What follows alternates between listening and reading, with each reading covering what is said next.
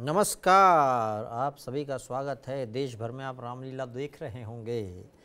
रामलीला ये विचार जब करते हैं आप तो मन में बहुत सारे दृश्य उमड़ने लगते हैं।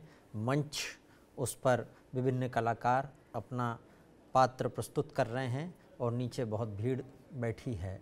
पहले भी होता था लेकिन आजकल हाईटेक है। आजकल बॉलीवुड के कलाकार भी रामलीला में अपना पात्र निभा रहे हैं। यहाँ तक कि दिल्ली में तो केंद्रीय मंत्री भी अपना पात्र निभा रहे हैं रामलीला में। राम का चरित्र बड़ा उदात्त है। वो आदर्श भाई हैं, आदर्श पुत्र हैं, आदर्श राजा हैं, महाराजा, राजतंत्र चलाने की उनको विधि आती है। ऐसे बहुत सारे हैं और हनुमान के हृदय में रहते हैं राम और सीता। और रावण भी, रावण का चरित्र भी कोई कमतर नहीं है। रावण का चरित्र भी एक अद्भुत चरित्र है। ये अलग बात है कि उसमें एक माइनस पॉइंट निकल के आ गया है। लेकिन रामलीला आप जो देख रहे हैं वो आप देखते हैं स्टेज पर और स्टेज के सामने बैठकर, बस इतना। इसके पीछे बहुत सारी चीज़ें होती हैं। वो कौन लोग हैं जो आपके सामने रामलीला लेकर आते हैं? एक रामलीला ऊपर से श्री राम कर रहे हैं, लेकिन जो धरती की रामलीला जो स्टेज पर होती है वो कौन लोग कर रहे हैं, वो उनसे हम आपको मिलाते हैं। आज हमारे साथ में वरिष्ठ गण हैं। हमारे साथ में अर्जुन जी हैं, अर्जुन कुमार जी हैं, लवकुश रामलीला कमेटी लाल किले के आयोजक हैं, प्रेसिडेंट हैं उसके, और संजय बगड़िया जी हैं। ये श्री रामलीला कमेटी पीतमपुरा से हैं, दिल्ली से हैं।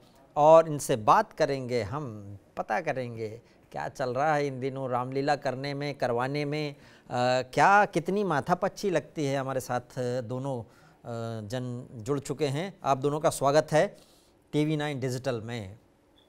राम राम। राम राम जी।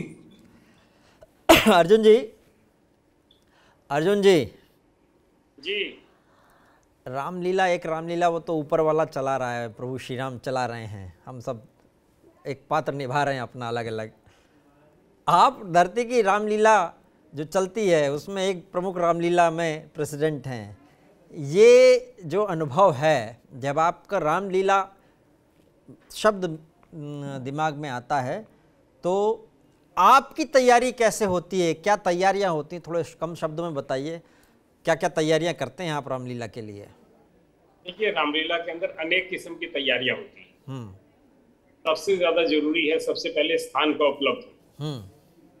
तो डिफरेंट एजेंसीज हैं दिल्ली के अंदर। नगर निगम भी है, DDA भी है, ASI भी है, कंटोनमेंट बोर्ड भी है, CPWD भी है, PWD भी है, अब इतनी डूसुफ भी है। इतनी सारी एजेंसीज दिल्ली के अंदर हैं कि उनसे रामलीला कमेटियों को पहले अलॉटमेंट कराना पड़ता है। और जब स्थान अलॉटमेंट कराना पड़ता है तो उसके लिए जो है, क्योंकि नवरात्रों से पहले श्राद्ध लग जाते हैं और श्राद्ध से पहले भूमि पूजन होता है, तो भूमि पूजन चूंकि श्राद्धों में नहीं हो सकता, तो इसलिए ग्राउंड को 40 दिन के लिए अलॉट कराना पड़ता है। और जब 40 दिन के लिए ग्राउंड होता है तो 40 दिन पहले ही रामलीलाओं के लिए तैयारी करानी पड़ती है। एजेंसीज के लिए कुछ चीजें ऐसी भी आती हैं जिसके अंदर एजेंसी से हाथ ऊपर कर देती हैं, कहते हैं साहब हाई कोर्ट के ऑर्डर हैं, हम आपको पार्क अलॉट नहीं कर सकते। तो उसके अंदर कोई बीच का रास्ता निकाला जाता है। बीच का रास्ता ये निकलता है कि वो एजेंसी जो है उसको 40 दिन तो नहीं, लेकिन कम से कम 30 दिन के लिए उसको अलॉट करती है। दूसरा इसके अंदर इशू आता है कि दिल्ली के अंदर रामलीलाएं 10 बजे तक कर सकते हैं। ये भी हाई कोर्ट का आदेश है। उस हाई कोर्ट के आदेश के लिए चूंकि ये पावर दिल्ली के उपराज्यपाल को या मुख्यमंत्री को ये पावर है कि वो 2 घंटे के टाइम को एक्सटेंड कर सकते हैं। अब 2 घंटे का जो टाइम एक्सटेंड किया जाता है, जब तक वो टाइम एक्सटेंड नहीं होगा तब तक दिल्ली पुलिस आपको करने नहीं देगी। 10 बजे के बाद वीडियो कैमरे निकल जाएंगे कि साहब आप जो है रामलीला कर रहे हैं, क्यों ना आपका चालान कर दिया जाए। तो वो 2 घंटे का समय भी जो है बढ़वाया जाता है। इसके साथ साथ रामलीला कमेटियों के सामने बहुत सारी चीजें करनी होती है। उनको टेंट वाला भी करना है, उनको मंडली भी हायर करनी है, लाइट वाला भी है, साउंड वाला भी है, इफेक्ट वाला भी है। इसके अलावा चाट पकौड़ी वाले भी हैं, बाजार की किस किस्म की रूपरेखा होगी, उसके इनविटेशन कार्ड भी छपने हैं, लोगों को इनविटेशन कार्ड बांटने भी हैं, VIP को भी इनवाइट करना है। और बॉलीवुड के, चूंकि हमारे यहाँ तो बॉलीवुड के स्टार्स भी हैं। हाँ, मैंने देखा कि बहुत सारे कलाकार, अरुण मंडोला हैं, राघव तिवारी हैं, देवलीना चटर्जी आपके यहाँ पे आपने बुलाए हैं और वो विभिन्न पात्र निभा रहे हैं। देखिए, हम उन्हीं पात्रों को बुलाते हैं जिन्होंने राम का रोल किया हो, सीता का रोल किया हो, लक्ष्मण का रोल किया हो, हनुमान का रोल किया हो, रावण का रोल किया हो, चाहे वो फिल्मों के अंदर किया, चाहे वो सीरियल्स के अंदर। वो जो चेहरे हैं वो एक मॉडल बन जाते हैं, लोग उन्हें देखना चाहते हैं उन्हीं चेहरों को, और उनको चेहरों को देखने की वजह से लोग अट्रैक्ट होते हैं। रामलीला आपके माध्यम से जब दिखाई जाती है तो निश्चित रूप से जब उनको वो चेहरे नजर आते हैं तो उनका मन करता है कि हम टीवी 9 को ज्यादा से ज्यादा देखें। उनका मन करता है कि हम क्यों ना रोजाना इस चैनल्स को खोल के देखें कि जिससे कि राम की लीला हमारे को दिखाई दे। तो रामलीला के सामने अनेक कठिनाई होती है, लेकिन ये प्रभु राम की लीला है, इसे हम कठिनाई नहीं मानते, हम इसको एक प्रोसेस मानते हैं। और इस प्रोसेस के अंदर जब हम चलते हैं तो प्रभु राम की लीला सब संपन्न होती है और बढ़िया तरीके से। संजय जी, आपके साथ भी तैयारियों के मामले में मुझे लगता है कमोबेश यही चीज होती होंगी, तैयारियां क्या आपकी कुछ अलग तैयारियां होती हैं? नहीं भूपेंद्र जी, तैयारियां तो बिल्कुल जैसा अभी माननीय अर्जुन जी ने कहा वही सब आयोजकों की तैयारियां होती हैं। लेकिन मैं ये समझता हूं कि पिछले कुछ वर्षों से सरकारों का नजरिया हो सकता है, कुछ भी हो सकता है कि रामलीला आयोजकों को परेशानियों का सामना करना पड़ रहा है। ये तो अर्जुन जी के व्यक्तिगत संपर्क है और इन्होंने एक गठन किया हुआ है, हम सब लोगों को जोड़ा हुआ है, उसकी वजह से एक दबाव बनता है तो हम लोगों को सुविधाएं हो जाती हैं, वरना बड़ा संभव नहीं है। और मुझे नहीं मालूम है कि क्यों ऐसा होता है आयोजकों के लिए। जैसा माननीय अर्जुन जी ने बताया, अर्जुन जी, मैं बहुत लंबे अरसे से अर्जुन जी को जानता हूं और पूरा इन्होंने अपना जीवन जो है सामाजिक कार्यों में दिया हुआ है। मैं ये कह रहा हूं कि जो रामलीला के आयोजक हैं, आप मुझे एक बात बताएं कि रामलीला किसके लिए हम करते हैं? राम की लीला राम के लिए करते हैं और हमारा सिर्फ प्रयास ये होता है कि हमारी आने वाली जनरेशन जो है उसके अंदर जो संस्कार हमारे पूर्वजों ने हमको दिए वो हम उनको आगे तक ले जा सके, केवल यही प्रयास होता है। और हम लोग शायद अर्जुन जी ने शायद ये बात नहीं बताई, लेकिन हम लोग चंदा मांग के घर घर जाके चंदा इकट्ठा करते हैं। इतना आसान नहीं होता क्योंकि महंगाई इतनी बढ़ चुकी है। चंदा मांगते हैं, टेंट वाले का खर्चा बढ़ जाता है, फिर उसके ऊपर जितनी हमारे ऊपर लिमिटेशंस हैं, दिल्ली सरकार की तरफ से अलग है, एनजीटी की तरफ से अलग है, पुलिस वाले की तरफ से अलग है, बहुत सारी समस्याएं हैं। मुझे तो लगता है जब रावण जलता होगा तब तो और ज्यादा समस्या आती होगी, प्रदूषण विभाग भी आ जाता होगा। अभी आप माफ कीजिएगा, मुझे पता नहीं कोट करना चाहिए नहीं करना चाहिए, अभी एक व्हाट्सएप पे मैसेज आया था कि हिंदुस्तान के पटाखे रशिया के जो बम हैं उससे भी ज्यादा मजबूत हो गए हैं कि जिससे पॉल्यूशन आप मुझे बताएं कि एक छोटा सा आयोजन है, दिल्ली में बहुत रामलीलाएं होती है लेकिन बड़े रूप में बहुत सीमित रूप, बहुत लिमिटेड रामलीलाएं होती हैं। अगर उनसे इतना सिर्फ उसी से अगर पॉल्यूशन हो रहा है, हमारे को दबाया जाता है, कराया जाता है, फिर भी हम ये कहेंगे कि हम पे कोई दबाव नहीं है, हम प्रभु राम का काम कर रहे हैं, राम की लीला है, वही करवाता है, हम सिर्फ निमित्त मात्र बनते हैं। संजय जी, 32 साल हमें हो गया। संजय जी, जी जी जी, मोटा मोटा अंदर की बात तो खैर आप बताएंगे नहीं, लेकिन फिर भी चूंकि जनसेवा का काम है, ओवरऑल मोटा मोटा कितना खर्चा आता होगा एक रामलीला को ऑर्गेनाइज करने में? मिनिमम बोल रहा हूँ, मैक्सिमम तो नहीं बोल रहा हूँ, मिनिमम। देखिए खर्चे की बात आपने खुद ही कह दी, जो मुझे कहना पड़ता कि हम नहीं बता पाएंगे। हाँ। तो और उसकी कोई सीमा भी नहीं हो पाती है। महंगाई जैसे बढ़ती है खर्चे भी बढ़ते हैं, खर्चे लगते ही हैं। आप देखते हैं इतना बड़ा आयोजन होता है, टेंट का भी खर्चा है, मंडली का भी खर्चा है, लाइट्स का भी खर्चा है, और हम तो 250 से 300 गार्ड हमारे व्यक्तिगत रूप से हम रामलीला की तरफ से लगाते हैं, पुलिस के अलावा। तो खर्चा तो होता है, लेकिन खर्चे का हमको इसलिए महसूस नहीं होता, दान दाता है, बैठे हैं, वो लोग देते हैं, वो लोग कर देते हैं। हम भी भगवान के नाम में, हमारा सिर्फ नाम हो जाता है, काम भगवान करता है, हम लोगों का सिर्फ नाम होता है। मेहनत जरूर होती है, आप मान के चलिएगा। हमारी पूरी टीम और पूरे वर्ष ही लगातार एक काम चलता रहता है, सिर्फ रामलीला तक ही नहीं होता, और भी सामाजिक कार्य हैं जो रामलीला के माध्यम हम जुड़े हुए हैं तो हम करते हैं। तो पूरे साल ही हम लोग रामलीला के काम में लगे रहते हैं। 4 महीने से तो रामलीला के काम में बिल्कुल लग जाते हैं। और अब की दफा ग्राउंड के बारे में तो इतनी समस्याएं आई, हमारे यहाँ पार्किंग है, 2 स्कूलों में पार्किंग, इतनी मुश्किल से हमको वो मिली है पार्किंग। तो ये समस्याएं हैं, लेकिन ठीक है, इससे पार्ट ऑफ हमारा एक जो सिस्टम है उसका पार्ट है, और हम प्रयास करते हैं। और मैं तो अर्जुन जी से हम लोग तो बहुत कुछ सीखते हैं और इन्हीं के मार्गदर्शन पे चलते हैं, और इन्होंने बहुत कुछ कार्य करवाया है हमको। अर्जुन जी,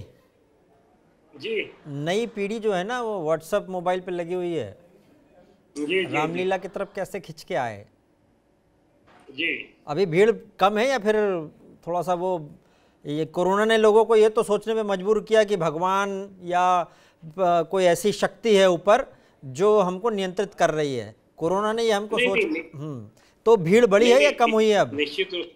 निश्चित रूप से शक्ति है और हम सबको नियंत्रित करिए, कोरोना ने सब दिखा भी दिया।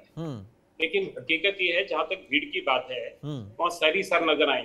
अच्छा। क्योंकि लोगों के अंदर इस कोरोना के बाद बहुत उत्साह है और बहुत भारी भीड़ घरों से निकली है, क्योंकि 2 साल से लोग घरों के अंदर बंद रहे। और भाई संजय जी ने जो बात कही अभी, संजय बागड़िया जी ने, कि भाई बहुत सारी समस्याएं हैं। निश्चित रूप से रामलीला कमेटियों के सामने समस्याएं आती हैं, ये एक प्रोसेस है, एक सिस्टम है, इसको हम परेशानी ना माने बल्कि एक सिस्टम का पार्ट है। सिस्टम के पार्ट को हम एंजॉय करें। हमें मालूम है कि सिस्टम के अंदर क्या होता है, किस तरह होता है, और उसी तरह हमें उसके साथ साथ चलना चाहिए। और सब चीजों के लिए प्रभु राम की लीला है, लीला होगी, निश्चित रूप से चली आ रही है और आगे इसी तरह बच्चों को कैसे खींच के लाएं, क्योंकि बच्चे जो लोग जो कभी कभी मोबाइल इंटरनेट में ज्यादा बिजी रहते हैं। क्योंकि मैं बताता हूँ आपको, बच्चों को खींचने के लिए बच्चों को आज हमें ये बताना पड़ेगा कि जो तुम लैपटॉप के ऊपर सुपरमैन देख रहे हो, जिसको आप अपना हीरो मान रहे हो, वो हमारे हीरो नहीं है। हीरो हमारे जो है वो प्रभु राम है, हनुमान जी महाराज है। वो तो काल्पनिक शक्तियां हैं, ये रियल शक्तियां हैं। और रियल शक्तियों के लिए हम बच्चों को रामलीला दिखाएंगे, चाहे लैपटॉप से दिखाएं, चाहे मोबाइल से दिखाएं, चाहे उसको यूट्यूब के जरिए दिखाएं, चाहे फेसबुक के जरिए उनको दिखाएं, क्योंकि आज हर बच्चे के हाथ में मोबाइल है। और जब उस मोबाइल के अंदर वो देखेगा कि आज प्रभु राम की लीला आ रही है, तो निश्चित रूप से माँ बाप से पूछेगा कि ये हनुमान जी कौन है, ये जो बंदर का रूप लिया हुआ है ये कौन है। तो जब माँ बाप उनको दिखाएंगे और रामलीलाएं उनको संस्कार देगी, तो बच्चों के अंदर संस्कार आएंगे। और जब बच्चों के अंदर संस्कार आएंगे तो निश्चित रूप से उनको रामलीलाओं के अंदर जो चीज है उस रामायण का दर्शन करने का उन बच्चों को मौका मिलेगा, और तभी ये बच्चे जो है रामायण से कुछ सीख सकते हैं। हाईटेक हो रही है, हाईटेक किस तरह से हो रही है रामलीला आजकल?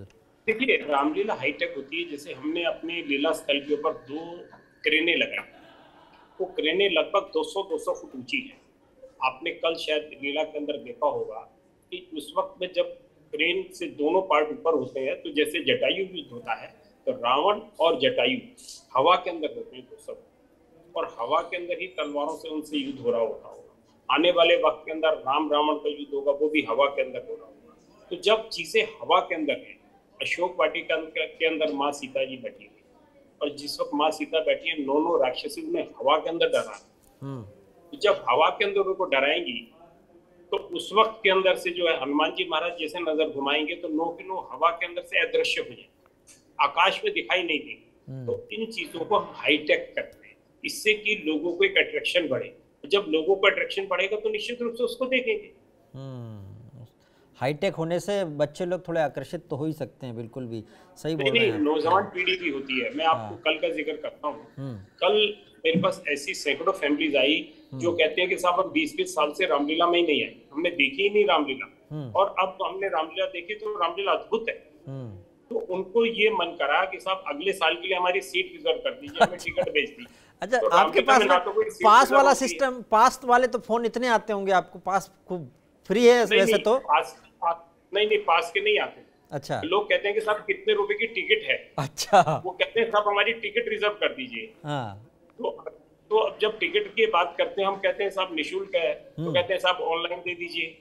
अब ये ऑनलाइन के वक्त, आने वाले वक्त के अंदर सब चीजें ऑनलाइन हो जाएंगी, क्योंकि जितनी रामलीला की चीजें हैं, ये रामलीला की चीजें आज चूंकि बाजारों के अंदर भीड़ इतनी है, आना जाना इतना मुश्किल है, उस वक्त के अंदर ऐसी स्थिति नहीं है कि एक आदमी नोएडा से भाग के आए, गुड़गांव से भाग के आए, फरीदाबाद से भाग के आए, सोनीपत से भाग कर आए और वो एक कार्ड के लिए आए। तो इन चीजों को भी हाईटेक कर देंगे आने वाले समय के अंदर, और लोग जो है ज्यादा से ज्यादा दर्शक जो है, मैं तो कहूंगा कि वो अपने घरों से, आप लोगों के माध्यम से, क्योंकि आज और भी अनेक चैनल से हमारी लाइव जा रही है, आप लोगों के माध्यम से ज्यादा से ज्यादा टीवी के ऊपर बैठ के देखें और इसका आनंद लें। संजय जी, कभी कभी ऐसा होता होगा कि आपने जिन पात्रों को बुलाया है, पता लगा उनको बुखार आ गया, ये कुछ और हो गया, उनके घर में कुछ ऐसा हो गया कि वो आ नहीं पा रहे, फिर ऐसा तो होता होगा कभी कभी? सर आपकी आवाज कट गई, मैं पूरी बात सुन नहीं पाया। मैंने कहा कभी ऐसा होता होगा कि जिन पात्रों को आपने बुलाया और किसी को बुखार आ गया, कोई कारण ऐसा नहीं आ पा रहा, फिर क्या होता होगा? देखिए, ऐसा हो सकता है, लेकिन हमारे साथ ऐसा अभी तक अनुभव नहीं हुआ है। अगर पात्र बीमार भी है, बिल्कुल ही अगर ऐसी स्थिति में कि वो हॉस्पिटलाइजेशन हो जाए तो ठीक है, वरना हमारे यहाँ पात्रों ने 2-2 का, अगर उनको 2 डिग्री का टेम्परेचर है तो भी अपना अच्छा। उन्होंने रोल निभाया है। बहुत ही, क्योंकि उनका भी, उनके अंदर प्रभु राम की कृपा रहती है। हमारे यहाँ जितने भी पात्र हैं वो सभी लोग मोस्टली जॉब कर रहे हैं और वो शौक के हिसाब से आते हैं। उनको शौक है, भगवान की लीला करने का शौक है, भगवान उनको शक्ति देता है। और पिछले 20-20 साल से हमारे साथ जुड़े हुए हैं। छोटे से रोल शुरू किया, अब बड़े बड़े होके बड़ा रोल कर रहे हैं। जहां तक आपने नई पीढ़ी की बात की, सर, मैं जब मंच पे होता हूँ, मंच से जब मैं अनाउंसमेंट करता हूँ, तो मैं यही लोगों को कहता हूँ कि ये राम की महिमा है। मैंने इतने लोगों को देखा है कि डिजिटल हो गया सब कुछ, सबके हाथ में सब कुछ है, मनोरंजन के बहुत साधन हो गए। कुछ समय पहले मनोरंजन के सीमित साधन थे, रामलीला भी उसमें से एक मनोरंजन का साधन माना जाता था। बावजूद उसके, आप मानेंगे, हमारे यहाँ 25,000 से 30,000 का फुटफॉल है डेली का। और एट ए टाइम, एक समय में 7 से 8,000 आदमी रामलीला जरूर देख रहे होते। आते हैं, देखते हैं, फिर मेले में चले जाते हैं, मेले से आ जाते हैं।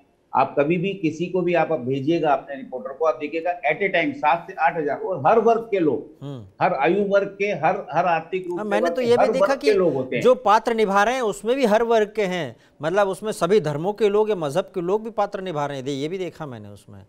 नहीं, बहुत, आप देखिए, रामलीला अब वो पहले वाली बात नहीं रही है। रामलीला के प्रति लोगों का रुझान बढ़ा है। उसके लिए मीडिया भी एक बहुत बड़ा कारण है, क्योंकि मीडिया उसको बहुत अच्छे तरीके से जगह जगह, चाहे यूट्यूब चैनल के माध्यम से है या डायरेक्ट माध्यम से, उन्होंने भी, और राम के प्रति आस्था बढ़ी है। राम अब केवल रामलीला दिला दिया, रामलीला केवल एक मनोरंजन का साधन नहीं रह गया, शिक्षा के रूप में भी लोग उसको देखने लगे हैं और मानने लगे। तो ये अच्छी शुरुआत है। अर्जुन जी, बॉलीवुड के कलाकार ना, हमने सुना है बॉलीवुड के कलाकार थोड़े नखरे वाले होते हैं, नखरे बताते हैं रामलीला में कि नहीं बताते? नहीं, ऐसा नहीं है। हाँ। देखिए, जो बहुत ही सीनियर आर्टिस्ट है, जिसको इंडस्ट्रीज के अंदर 40 साल हो सकता है उसके पास थोड़े बहुत नखरे हो, लेकिन अदरवाइज जितने भी कलाकार आते हैं उनके अंदर भी राम के प्रति भावना होती है, रामायण के प्रति भावना होती है, और रामलीला के अंदर वो लोग अपना वक्त तक रखते हैं। रामलीला के अंदर उनकी ये कोशिश होती है कि हम फलाहार करें। अच्छा। वो इसको, हाँ, चाहे वो नॉन वेज का व्यक्ति भी हो तो उस वक्त में भी वो फलाहार करता है, और ये कोशिश होती है उसकी कि मैं जितना ज्यादा फास्ट कर सकता हूँ उतना फास्ट रखूं, क्योंकि वो भी बहुत धर्म से और आस्था के साथ जुड़े हुए हैं, चाहे वो किसी भी धर्म का व्यक्ति हो। जैसे कि अब जैसे मुस्लिम कारीगर्स हैं, वो रावण के पुतले बनाते हैं। मुस्लिम कारीगर्स हैं, वो मुंबई से आते हैं, मेकअप करते हैं। मुस्लिम कारीगर्स हैं, वो रोल भी करते हैं। तो ऐसा नहीं है कि वो लोग जो है नास्तिक हो गए, वो लोग भी राम के अंदर आस्था रखते हैं, और उसी आस्था की वजह से ही वो लोग काम करते हैं। सबसे बड़ी चीज है कि भगवान राम, हाँ, राम तो संस्कृति है हमारी, धर्म मजहब तो कुछ और हो सकता है, संस्कृति में बसे हुए हैं हमारे। हाँ, संस्कृति, हमारी संस्कृति। हाँ, अच्छा, ये भी आपने ये देखा, आपने कहा कि कई लोग आते हैं, रोजगार मिलता है। मुझे लगता है कि आपकी रामलीला में, आप दोनों से सवाल पूछूंगा एक एक करके, आपके यहाँ रामलीला में कितने लोगों को रोजगार मिला होगा इस समय? मेरे से प्रश्न है अर्जुन जी से। जहाँ तक रामलीला की बात है, रामलीला के अंदर हजारों लोगों को रोजगार मिलता है। कोई मुंबई से कलाकार आए हैं, वो चाहे वो फिल्म कलाकार हो, चाहे वो मेकअप करने वाले हो, चाहे वो ड्रेस वाले हो, चाहे वो स्टंट सीन दिखाने वाले हो, तो इसके अंदर इतने लोग मुंबई से आना, उसके बाद कैलकाटा से कारीगर्स का आना, भगवान राम के बड़े बड़े लोकल भी बहुत सारे होंगे। नहीं, लोकल तो मैं बताता हूँ ना, जैसे 22 हमारे यहाँ बॉलीवुड के फिल्म स्टार है, 250 हमारे यहाँ लोकल आर्टिस्ट है। तो लोकल आर्टिस्ट भी हैं, मुंबई के कलाकार भी हैं, इसके अलावा टेंट वाले भी हैं, लाइट वाले भी हैं, साउंड वाले भी हैं, इफेक्ट्स वाले भी हैं। हाईटेक करने के लिए हमने दूसरे साधन भी हमने यूज किए हैं, वो भी वैन भी है। तो जब इतने लोग इसके अंदर काम के अंदर रखते हैं, चाहे वो रेडियो वाले हैं या आपके चैनल्स वाले, उनकी भी तो एक टीम लगती है ना काम करने के लिए, भारी भरकम टीम। संजय जी, आपके यहाँ कितने होंगे रोजगार, रामलीला में कितने लोगों को रोजगार मिला होगा? हमारे यहाँ भी साहब उसी तरीके से बहुत सारे लोगों को रोजगार मिलता है। आप ये देखिए, सिक्योरिटी गार्ड्स हैं हमारे यहाँ, उनको रोजगार मिलता है। टेंट वाले के कम से कम 250 आदमी होते हैं, उनको रोजगार मिलता है। जो हमारे स्टॉल लगते हैं, मेले में स्टॉल लगते हैं, उनके एक एक आदमी के पास 200-200 कारीगर होते हैं, उन लोगों को कार्य मिलता है। एडवर्टीजमेंट के लिए फ्लैक्स, मतलब लाखों स्क्वायर फुट फ्लैक्स इस्तेमाल होती है, उनको कार्य मिलता है, सीसीटीवी कैमरे वाले को कार्य मिलता है, आप ये समझिए साउंड वाले को, लाइट वाले को। स्टेज बनाने में हमारे 2 महीने तक स्टेज का काम चलता है। 2 महीने तक स्टेज बनाने में पूरा मतलब कोई भी ऐसा डिपार्टमेंट नहीं है कि अगर आप हाईटेक से लेके, इंजीनियर से लेके और मजदूर तक की कैटेगरी के लोगों को देखेंगे तो बहुत लोगों को व्यापार मिलता है। बहुत लोग कहते ना कि धर्म ये सब क्या किस बात के, कई लोग होते हैं उनका कहना होता है, तर्क होता है कि भाई क्या जरूरत है किस काम की, लेकिन मैं देख रहा हूं कि ये चीज इनडायरेक्टली इकोनॉमी, हाँ इकोनॉमी पे कितना बड़ा असर दे रही है। ये हमारी इकोनॉमी चला रही है, लोकल इकोनॉमी। सर हमारे सारे त्योहार सामाजिक धार्मिक के साथ साथ इकोनॉमी से जुड़े हुए थे, उनसे बहुत बड़ा व्यापार मिलता है। और एक हमारा जो अनऑर्गेनाइज सेक्टर है जो कि धीरे धीरे अब हम शायद समझ रहे हैं सिकुड़ता जा रहा है, वो चलता ही इसी के ऊपर था। और इसी से उम्मीद रखते हैं वो लोग। भात धनुष बाण मैं देखता हूँ कम से कम 50 आदमी जो होते हैं वो लगे हुए होते हैं रात को 2 बजे तक, धनुष बाण, गदा, तलवार, गुब्बारे। अब छोटे छोटे लोगों को इतना काम मिलता है कि जिसका अनुमान लगाना सिर्फ जीएसटी कलेक्शन से हम अनुमान नहीं लगा सकते हिंदुस्तान की इकोनॉमी का। ये भी एक बहुत बड़ा पार्ट है हिंदुस्तान की इकोनॉमी का, जो ये जो आयोजन होते हैं उनके माध्यम से मिलता है। आप लोग तो मुझे लगता है कि आप लोगों का आनंद और दुगना इसलिए भी हो जाता है कि जब पात्रों को देखते हैं तो लगता है आप लोगों को कि हम वो समय, जिस समय वो घटनाएं हुई होगी वो जीवंत हो रही होती होगी आपके सामने। तो व्यक्तिगत रूप से तो मुझे लगता है कि आपके अंदर बहुत अलग विचार चल रहे होते हैं उस समय। बहुत बड़ी सेटिस्फेक्शन मिलती है कि हम, भगवान ने हमको अवसर दिया, एक मौका दिया और हमको चुना कि हम भी कुछ इस कार्य में अपना सहयोग दे सके, क्योंकि हम किसी लायक नहीं है, लेकिन उनकी कृपा है। 32 साल से हम लोग अर्जुन जी सबसे खराब अनुभव और सबसे अच्छा अनुभव, दोनों अनुभव शेयर कीजिए रामलीला से जुड़े हुए। देखिए सबसे खराब अनुभव तो ये रहा कि जब कोरोना आया तो रामलीलाएं नहीं थी, और सबसे सुखद अनुभव ये है कि इस साल रामलीला हो रही है। तो बेसिक चीज ये है कि रामलीला होनी चाहिए। अगर रामलीला रुके तो वहाँ तकलीफ होती है, रामलीला हो तो वहाँ मन में खुशी नहीं। काम करते करते समय सबसे खराब अनुभव जो आपको लगा, मैं वो वाला नहीं बोल रहा हूँ मैं, यार ये तो बहुत जबरदस्त बड़ी समस्या है, कोई समस्या बड़ी, मतलब ये ऐसा कुछ नहीं है। देखिए ऐसा तो कुछ नहीं है, ये तो प्रभु राम की लीला है, सब चीजें स्मूथ चलती। संजय जी आपके साथ भी यही है? छोटी मोटी चीजें तो लगी रहेंगी क्योंकि टेक्निकल पार्ट है। और अच्छी चीज अच्छा, और सबसे अच्छा चीज जो आपको लगा कि भाई ये अब ये जो हमने आयोजन किया था वो सफल हो गया। ये देखिए सबसे अच्छी चीज ये है कि दिल्ली के अंदर चंद रामलीलाएं होती थी, आज हजारों रामलीलाएं और जन जन के अंदर, गली गली के अंदर, मोहल्ले मोहल्ले के अंदर जो है प्रभु राम की लीला हो, इससे ज्यादा सुखद बात और क्या हो सकती है। संजय जी चितारपुर के अंदर, दिल्ली के अंदर हजारों जो है पुतले बनते हैं रावण, कुंभकर्ण और मेघनाथ के। ऐसी भी रामलीलाएं हैं जो 1000 रुपए का एक पुतला ले जाकर और चौक के ऊपर खड़ा करके उस पुतले को जलाती है। तो वो भी जो है प्रभु राम के प्रति उनकी निष्ठा है, भावना है, और उसी भावना से, जैसे संजय जी ने कहा कि एक जो है सेटिस्फेक्शन होती है, निश्चित रूप से वो गली मोहल्ले के छोटे बच्चों को भी एक सेटिस्फेक्शन होती है और वो भी प्रभु राम को याद करते हैं। ये सबसे बड़ी और सुखद बात है। आपके लिए भी संजय जी अच्छा बुरा अनुभव यही ऐसा ही है, कॉपी पेस्ट कर दें? बिल्कुल बिल्कुल यही बात है। और सबसे बड़ी जो हमको प्रसन्नता होती है जब लोग ये कह के जाते हैं कि बहुत ही अच्छी व्यवस्था थी और बहुत ही अच्छा लगा और बहुत ही अच्छा आज का जो हमने ये राम का लीला का मंचन देखा वो बहुत ही सुंदर था। तो उस वक्त सारी थकावटें और जो सारी बहुत जो समस्याएं जिसको हम एक प्रोसीजरल पार्ट होता है वो सब थकान दूर हो जाती है और बहुत बहुत ही ज्यादा अपने आप को हम आनंदित महसूस करते हैं। और उससे ज्यादा मैं समझता हूँ सेटिस्फेक्शन और संतुष्टि कोई नहीं हो सकती। अच्छा, एक अलग संयोग है कि श्री राम का मंदिर बन रहा है, भव्य मंदिर बन रहा है और कितने सालों बाद बन रहा है, सब देख रहे हैं। तो ये तो बड़ा अद्भुत संयोग है। कोरोना के बाद में लोगों में जागृति भी आई है, भगवान या वो शक्ति, परम शक्ति जो भी मानते हैं वो, उसके प्रति दूसरा मंदिर भी बन रहा है श्री राम का। तो मैं रामलीला अब इसलिए भी अद्भुत हो जाती है। हमने देखा कि बहुत सारे लोग इधर उधर ट्रैवल कर रहे हैं और अपना पात्र निभाने के लिए आज हमारे साथ बहुत सारे कलाकार भी थे, जुड़े भी थे, उन्होंने अपना अनुभव भी शेयर किया है। आज जाते जाते आखिरी सवाल आपसे, संदेश नई पीढ़ी को प्लस रामलीला से आप अपना एक क्या संदेश निकालते हैं जो देना चाहते हैं बाकियों को? संजय जी पहले आप। मेरे से पूछ रहे हैं पहले? जी।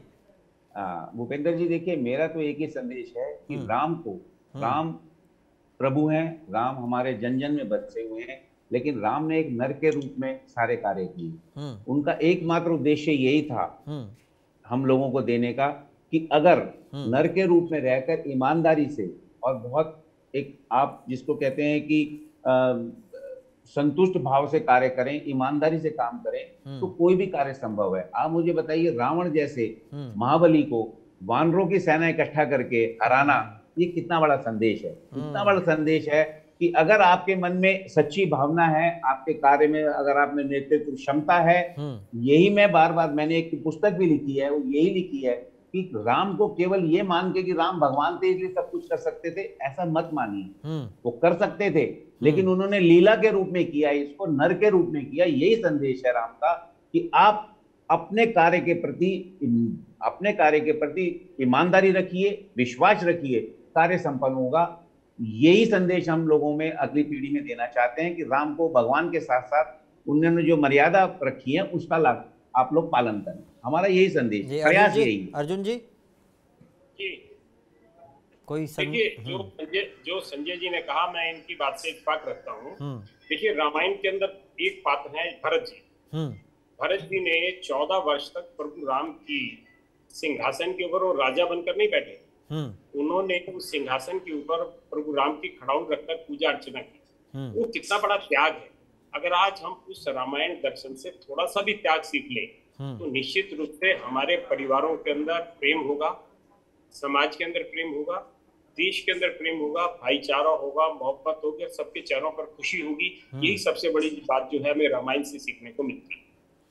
चलिए, हम रामलीला का जो मंचन होता है उसका आनंद लेते रहें और आप लोग इसी तरह से धरती की रामलीला में सक्रिय रहें, हमारी ये आशा है। और जो हम कहते हैं कि जो परम शक्ति है वो सबको सद्बुद्धि देते रहे, हम लोग अच्छे चलते रहें, देश भी अच्छा चलता रहे। आप सभी का बहुत बहुत धन्यवाद, आप हमारे साथ जुड़े। नमस्कार।